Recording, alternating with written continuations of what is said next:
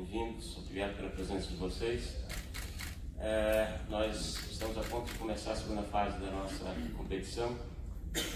Na primeira vez que eu falo com vocês, a gente estava ansioso para ver a bola rolar. A gente tem visto a bola rolar nesses últimos dias, né? Visto os times, visto, acima de tudo, as torcidas fazendo uma grande celebração.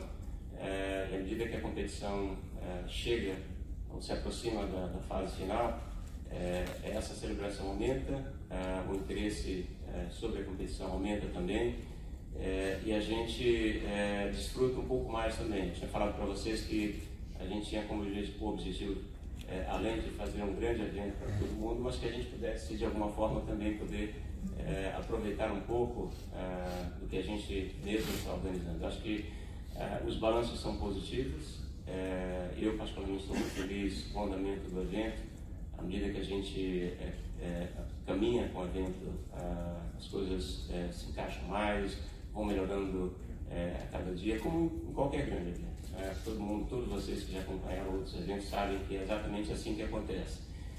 E hoje eu acho que a nossa, digamos assim, a nossa satisfação é justamente por ter visto festas cada vez, ou celebrações cada vez maiores, como a que nós vimos ontem aqui no Maracanã.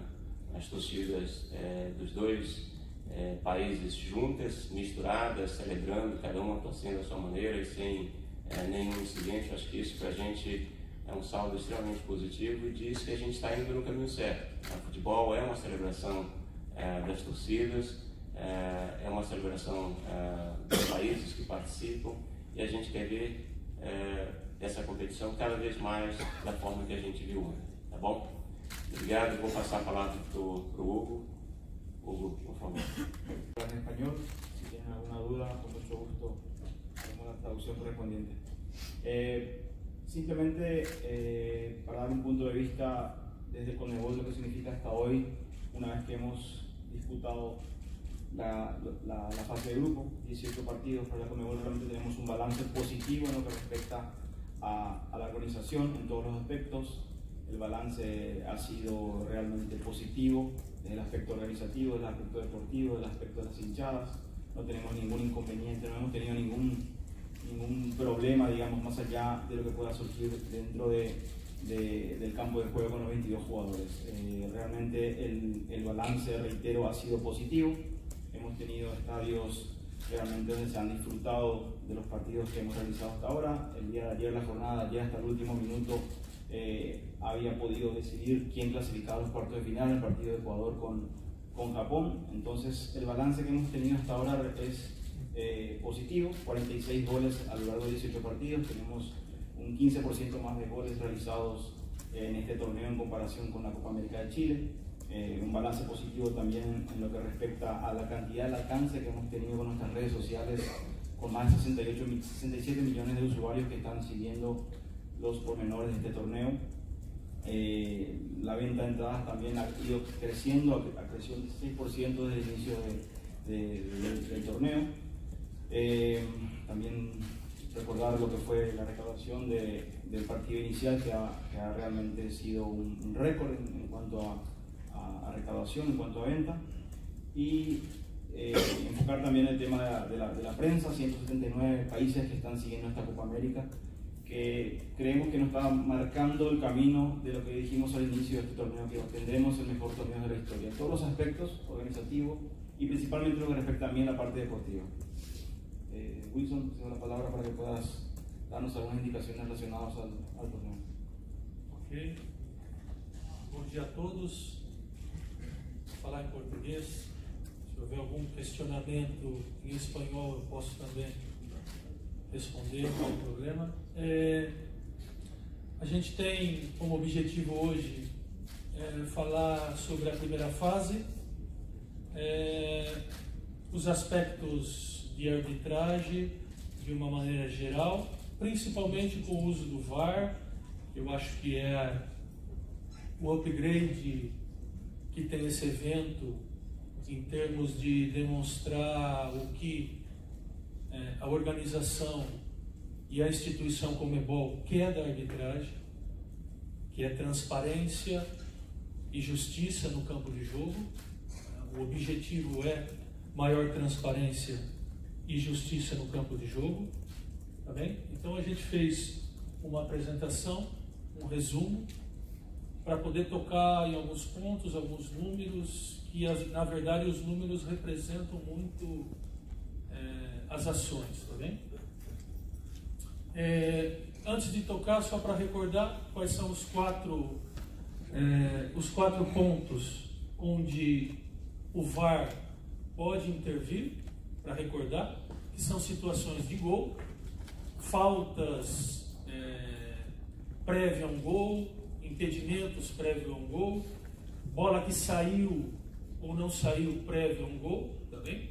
As decisões de pênalti, não pênalti, sempre, claro, com situações de erros claros, ok? Inclusive se foi dentro ou fora da área. Situações de interpretação segue sendo a critério do árbitro.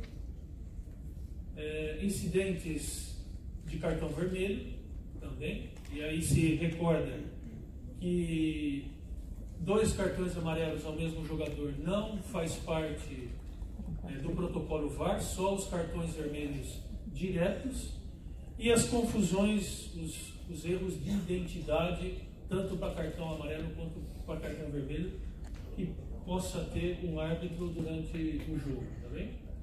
É importante aclarar, e eu quero aclarar aqui algo que me parece interessante, para difundir e divulgar, a diferença entre o que é um cheque, o que é um chequeio em espanhol, e o que é uma revisão.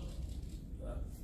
Aí a gente vê os dois sinais toda vez que abre um chequeio oficial. O árbitro faz esse sinal de mão no ouvido, esperando para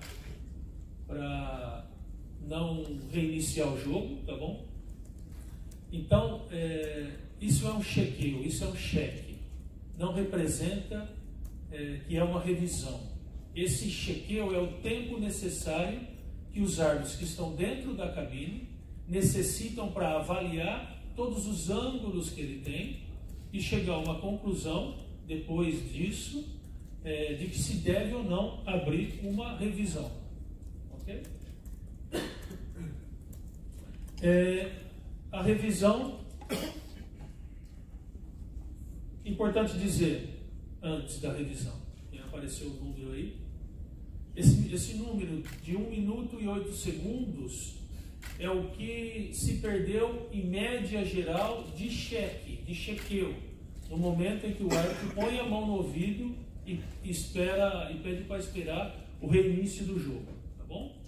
O segundo ponto, que seria a revisão é sim quando, durante um cheque, os árbitros de cabine encontram um possível erro claro, ok? Informam ao árbitro e recomendam ao árbitro uma revisão. A partir desse momento, ele faz o sinal da televisão e está aberta a partir desse momento uma revisão oficial, ok? O tempo médio geral das revisões está por 1 e 17 segundos, ok? Somando a soma disso, um tempo médio geral de 2 minutos e 26 segundos por revisão. É claro que houveram revisões em que o jogo ficou parado entre 4 e 5 minutos. Só que aí se soma também o tempo de um atendimento médico que houve antes, o tempo, por exemplo, de um pênalti que é revisado e depois que ele conclui a revisão, o tempo de reiniciar esse jogo para cumprir todo o procedimento de reinício desse jogo, tá bem? Mas o tempo da tecnologia, o tempo entre cheque e revisão é um promédio de 2 minutos e 26 segundos. 15, desculpa, já está aí, obrigado, me ajuda, tá? Chile 2015, tivemos na primeira fase um total de 578 faltas marcadas. No Brasil 2019, 539 faltas, o número mais baixo. Cartões amarelos, foram 86 contra 74 esse ano, tá bem? Expulsões com 2 amarelos, foi uma e comparando. E os cartões vermelhos diretos, 3 no Chile, na primeira fase, contra 2 cartões no Brasil. Nesse tipo de ações no jogo, né? Ela não interferiu no andamento natural do jogo e no processo natural do que é falta, do que não é falta. Isso é muito importante para a gente, tá? Porque o objetivo realmente é não paralisar tanto o jogo por ações do VAR. O objetivo é pontuar isso quando há uma necessidade muito óbvia de fazer, né? Tá bem? Falando mais detalhadamente sobre a participação do VAR na Copa América 2019, foram 18 jogos, ok? E 17 intervenções, uma média de menos de uma intervenção, uma revisão, menos de uma por jogo, ok? Foram 15 mudanças de decisões, dessas 17, ok? 2 decisões foram mantidas através da decisão do árbitro do campo de jogo. 6 delas são fatuais, são de fato, são aquelas que não necessitam interpretação e que o árbitro não necessita ir revisar. Essas são mais rápidas, normalmente, por não ter que revisar. Das 17, 6 foram assim, e 11 o árbitro teve que ir à área de revisão para analisar e ele chegar a uma decisão final, se mudaria ou não a sua decisão. Ok? Por aí. Basicamente, gostaria também de aproveitar a parte desses números, dizer que estamos muito satisfeitos com o uso da ferramenta. Okay? A Conmebol trabalha com o VAR desde 2017, e quem acompanha desde 2017 a implementação do VAR na América do Sul, na Libertadores, e viu o que foi isso, essa implementação difícil em 2017, e vê como se usa hoje essa ferramenta em 2019, nos dá a certeza de que ter realizado isso em 2017 nos deu muitas experiências positivas e negativas para chegar em 2019 com um índice muito melhor.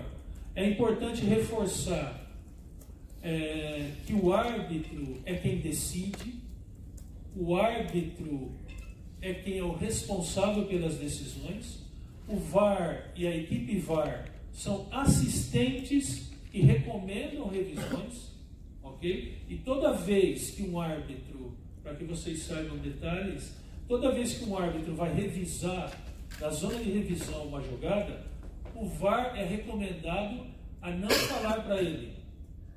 Ele, árbitro, vai pedir ângulos, ele, árbitro, vai pedir ponto de contato, ele, árbitro, vai determinar qual é a decisão que ele, no final da revisão, vai apresentar para todos. Tá? Então, essa é uma vitória muito grande também, porque se temos 18 jogos com 17 intervenções, é sinal que os árbitros romperam uma barreira, que era uma barreira difícil, né? E estão eles, árbitros, assumindo essa responsabilidade e querendo, mais do que nunca, a justiça e a transparência no campo de jogo. A FIFA, uma permissão temporária em relação aos cartões amarelos em caso de decisões por pênalti, não pênalti durante o jogo. Digamos que um jogo vá para as decisões do pênalti, tá bom? A regra diz e o goleiro, se ele se adianta, se ele tira os 2 pés da linha no momento da execução do pênalti, ele deveria receber um cartão amarelo. Tá? Então a IFAB concedeu à FIFA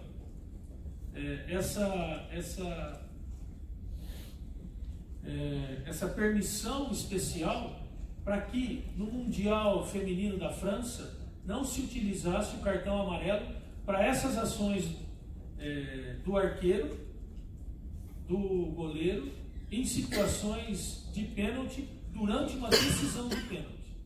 Ok? A Conmebol solicitou, vendo isso, e para manter um critério uniforme e único, que nos preocupa ver a Copa Mundial Feminina sendo uma regra e nós não incorporarmos essa mesma regra, solicitamos à IFAB a mesma dispensa para essa situação, e a IFAB nos concedeu. Então, a partir dos jogos onde houver disputa por pênaltis, no final dos jogos, caso seja necessário, os cartões amarelos para os arqueiros, que a gente espera que estejam treinados para não se adiantar, para manter um dos 2 pés sobre a linha, né? Caso eles não mantenham, volta a cobrança desse pênalti, caso ocorra uma infração, mas ele não recebe o cartão amarelo nessa ação. É sempre bom um resumo desses da arbitragem. Eu posso aqui dar um testemunho do quão desafiador e recompensante esse trabalho da arbitragem que a gente vem desenvolvendo aqui. Acho que o tamanho do país nos traz um desafio grande para implementar o VAR durante toda a competição, mas acho que estamos fazendo isso muito bem nessas primeiras 18 partidas da competição. A ideia aqui é a gente passar por um resumo do que nós vimos na primeira fase. O Oliverto e o Hugo já falaram um pouquinho, mas a gente vai botar um pouco em números, até para a gente poder exaltar alguns números que para a gente são importantes. Especialmente falando do público nos estádios, a gente tem quase 530 mil pessoas presentes nessa primeira fase da competição, que é uma média de 29.379 pessoas por partida. Quando a gente compara isso com a Copa América no Chile, falando de primeira fase contra a primeira fase, é um acréscimo de 35% no público. Quando a gente se compara a primeira fase do Brasil contra toda a competição no Chile, ainda assim temos um acréscimo de 16%, ou seja, a gente tem visto com um saldo positivo a presença do público nos estádios na Copa América Brasil 2019, e obviamente com o começo da segunda fase, quartas de final, semifinal, a fase eliminatória, o maior interesse do público, essa média vai subir até o final da competição. Só para relembrar, as equipes classificadas de cada grupo: Brasil, Venezuela, Colômbia, Argentina, Uruguai e Chile como primeiro e segundo colocados de cada grupo. Peru e Paraguai se classificaram como terceiros, os 2 melhores terceiros colocados dos grupos A e B. Como o Hugo bem lembrou, a gente teve bastante emoção ontem. O Japão quase conseguindo sua classificação até o final da partida. Significaria até um feito inédito de um convidado asiático se classificando na Conmebol Copa América, mas não foi nessa edição que aconteceu. Temos os países sul-americanos disputando a fase eliminatória.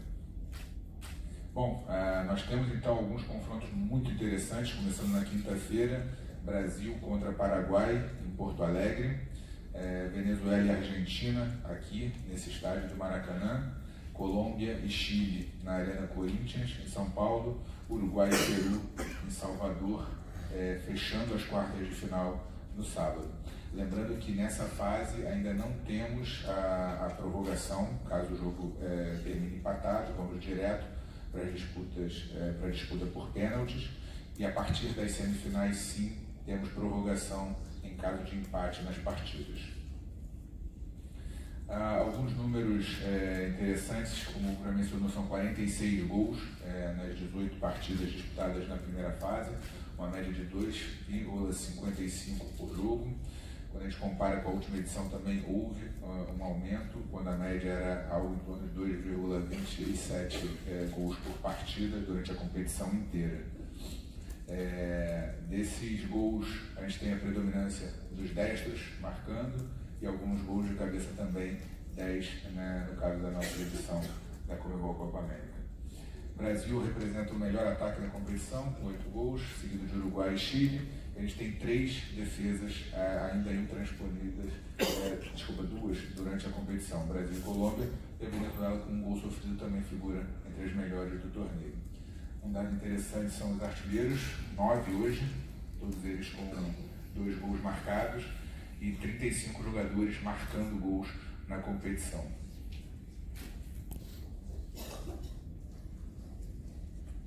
Um pouco dos dados do CNM, que ele já falou de cartões, mas a gente tem um índice de acerto de passes alto para as seleções brasileira, argentina e peruana. Os dados de cartão o CNM já passou.